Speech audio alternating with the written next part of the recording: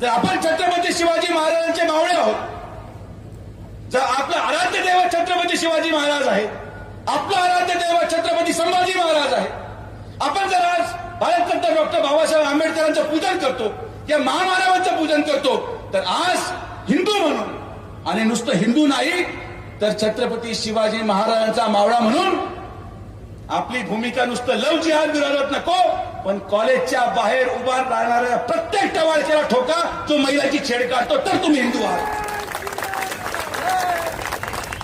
हिंदू म्हणजे फक्त मुसलमान शोधून हाणायचे नाही. जो कोणी आपल्या आई बहिणीची छेड काढेल मग तो हिंदू जरी असला तरी त्याचा बंदोबस्त करायचं काम सकल हिंदू समाजाने केलं पाहिजे.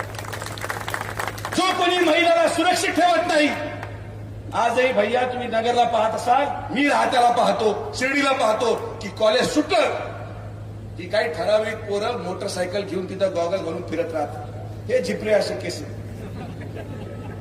कोणी शिट्ट्या वाजवतंय, कोणी हे करत.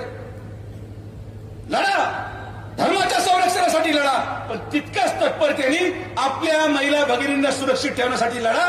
जो कोणी मुलीची छेड काढेल तो हिंदू असो मुसलमान असो त्याला ठोका आणि मग माझ्याकडे या.